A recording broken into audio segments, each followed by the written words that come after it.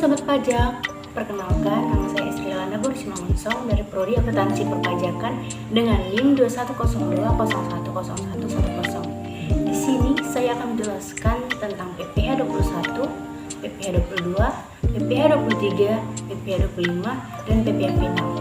Mohon disimak ya. Pajak penghasilan yang akan kita bahas yaitu PPh 21, PPh 22, PPh 23, PPh 25, dan PPh final. Namun terlebih dahulu kita harus mengetahui apa itu pajak penghasilan. PPh atau pajak penghasilan adalah pajak yang dikenakan kepada orang pribadi atau badan atas penghasilan yang diterima atau diperoleh dalam suatu tahun pajak. Sekarang kita masuk ke PPh 21. PPh 21 adalah pemotongan atas penghasilan yang dibayarkan kepada orang pribadi sehubungan dengan pekerjaan, jabatan, jasa, dan kegiatan. Yang pertama, objek pajak penghasilan pasal 21. Antara lain, yang pertama penghasilan yang diterima atau diperoleh pegawai tetap, baik berupa penghasilan yang bersifat teratur maupun tidak teratur. Yang kedua, penghasilan yang diterima atau diperoleh penerima industri secara teratur, berupa uang industri atau penghasilan sejenisnya. Yang ketiga, penghasilan sehubungan dengan pemutusan hubungan kerja dan penghasilan sehubungan dengan industri yang diterima secara sekaligus berupa uang pesangon, uang manfaat industri, tunjangan hari tua. Yang keempat, penghasilan pegawai tidak tetap atau tenaga kerja lepas berupa upah harian, upah mingguan, upah satuan, upah industri atau upah yang dibayarkan secara bulan. Yang kelima, imbalan kepada bukan pegawai antara lain berupa honorarium, komisi, fee, dan imbalan sejenis dengan nama dan dalam bentuk apapun sebagai imbalan sehubungan dengan pekerjaan, jasa, dan kegiatan yang dilakukan. Yang terakhir, imbalan kepada peserta kegiatan antara lain berupa uang saku, uang representasi, uang rapat, honorium, hadiah, atau penghargaan dengan nama dalam bentuk apapun dan imbalan sejenis dengan nama apapun. Yang kedua, subjek pajak dikenakan PPh 21. Jenis PPh 21 ini dikenakan wajib pajak orang pribadi yang menerima penghasilan seperti penjelasan divisi PPh tersebut. Kategori subjek pajak yang dikenakan PPh 21 ini seperti pegawai, bukan pegawai, penerima pensiun maupun pesangon, anggota dewan komisaris, mantan pekerja, dan peserta kegiatan. Yang ketiga, subjek pemotong PPh 21. Namun jenis PPh yang dibedakan atau dikenakan wajib pajak orang pribadi tersebut tidak dibayarkan sendiri oleh yang bersangkutan. Akan tetapi jenis PPh 21 ini dipotong atau dipungut oleh perusahaan atau pemberi kerja melalui pemotongan pajak PPh pasal 21. Pihak pemotong atau perusahaan atau pemberi kerja kemudian menyetorkan atau membayarkan PPh 21 yang dipotong dari wajib pajak orang pribadi yang memperoleh penghasilan kena pajak tersebut ke kas negara.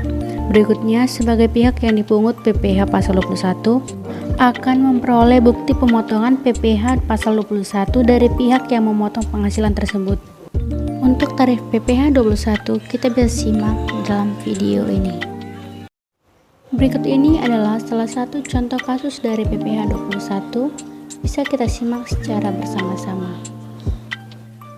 Nah, setelah kita mengetahui PPh 21, sekarang kita masuk ke PPh 22. PPh pasal 22 adalah pajak penghasilan yang dikenakan kepada badan-badan usaha tertentu, baik milik pemerintah maupun swasta, yang melakukan kegiatan perdagangan ekspor dan impor dan reimpor. Yang pertama, objek PPh pasal 22 terbagi atas: A. Impor barang dan ekspor, B. Pembayaran atas pembelian barang, C. Pembayaran atas pembelian barang kepada pihak ketiga, D. Pembayaran atas pembelian barang untuk BUMN, E. Penjualan hasil produksi pada distributor, F. Penjualan kendaraan bermotor, G. Penjualan migas, H. Pembelian bahan-bahan dari pedagang pengepul, I. Penjualan barang yang tergolong sangat mewah. Kedua, subjek pajak yang dikenakan PPh 22. Jenis PPh 22 ini dikenakan pada wajib pajak badan-badan usaha tertentu, baik milik pemerintah maupun swasta yang melakukan kegiatan perdagangan ekspor, impor, dan reimpor. Besaran tarif pajak penghasilan pasal 22 sebesar 1,5% dari harga pembelian barang tidak termasuk PPN dan tidak final. Berikut ini merupakan salah satu contoh dari PPH 22. Bisa kita simak secara bersama-sama.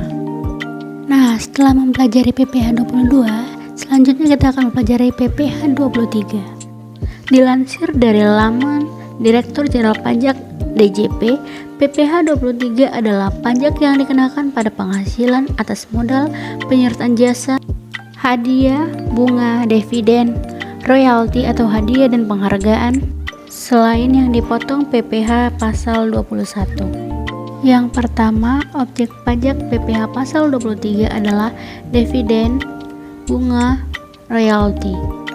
Yang kedua, subjek PPH pasal 23, subjek pajak badan dalam negeri, bentuk usaha tetap, BUT, penyelenggaraan kegiatan, perwakilan perusahaan luar negeri lainnya. Direktorat Jenderal Pajak menerapkan tarif umum dari PPH 23 adalah 2% dikali dengan jumlah bruto. Jumlah bruto yang dimaksud adalah seluruh penghasilan yang dibayarkan, disediakan untuk dibayarkan, atau pembayarannya sudah jatuh tempo. Berikut ini adalah contoh soal PPH 23, bisa kita simak secara bersama-sama. Selanjutnya kita masuk ke PPH 25. PPH 25 berisikan aturan mengenai bagaimana wajib pajak mengatur kewajiban pajak di muka, sehingga wajib pajak tidak memiliki beban utang pajak yang besar dan yang harus dibayarkan saat batas waktu penyampaian surat pemberitahuan tahunan pajak penghasilan. 1. Objek PPH pasal 25. Objek yang dikenakan pajak penghasilan pasal 25 ini adalah suatu penghasilan yang diperoleh dari kegiatan usaha yang dilakukan wajib pajak. Kedua, subjek PPH 25. Jenis PPH 25 ini dikenakan pada wajib pajak orang pribadi yang melakukan kegiatan usaha seperti sebagai pedagang pengecer atau penyerahan jasa.